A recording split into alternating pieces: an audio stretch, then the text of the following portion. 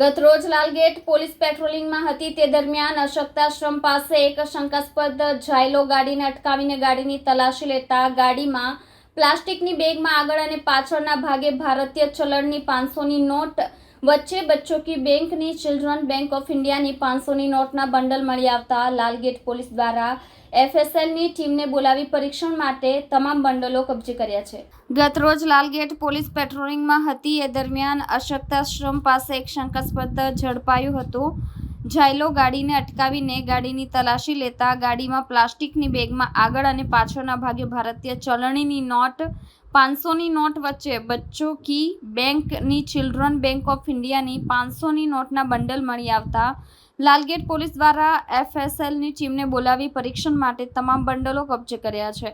Police દ્વારા ઝડપાયેલા મુદ્દામાલમાં 500ના દરની ભારતીય ચલણની 112 નોટ, ભારતીય બચ્ચો પૈસા 500 का note, children bank of India ની લખેલ 484 બંડલ, 63,879 નોટ, મોબાઈલ ફોન અને ઝાયલો ગાડી સહિતના મુદ્દામાલને જપ્ત કરી પોલીસે આરોપી મંસૂરી સુલેમ મોહમ્મદ તેમજ અકરમ અલી અનવર અલીની ધરપકડ કરી છે।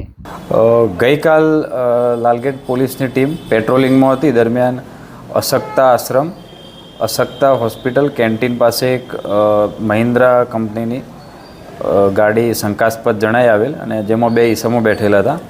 આ બાબતે તપાસ કરતાં ગાડીની અંદરથી 2 ઈસમો મળી આવેલ, જેમના નામ છે મંસૂર સુલેમ મોહમ્મદ આરિફ અને અકરમ અલી અનવર અલી શેખ, રહે બંને હરિપુરા રામપુરા લાલગેટ। અને ગાડીની તપાસ કરતાં ગાડીની પાછળની ભાગે પ્લાસ્ટિકના પેકિંગમાં 3 ચલણી નોટોના પાર્સલ મળી આવેલ, જે ચેક કરતાં ત્રણેય પાર્સલમાં પાર્સલની આગળ અને પાછળની બાજુ ભારતીય ચલણી દરની ₹500ની નોટો હતી અને વચ્ચેના ભાગે ચિલ્ડ્રન બેંક ઓફ ઇન્ડિયા લખેલી નોટો હતી।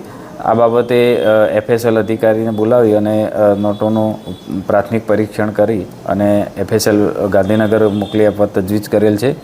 અને આ નોટો બાબતે પ્રાથમિક પૂછપરછ કરતો તેને ઠાકોરભાઈ મગનભાઈ પરમાર, રહે રાંદેર તાળવાડીવાળો આપી ગયેલાનું જણાયેલ છે। અને આ નોટો ખરેખર ડુપ્લિકેટ છે કેમ એ બાબતે એફએસએલમાંથી અભિપ્રાય આવેથી આગળની તપાસ થશે અને અત્યારે જાણવા જોગ નોંધી અને આગળની પૂછપરછ કરી તપાસ ચાલુ છે।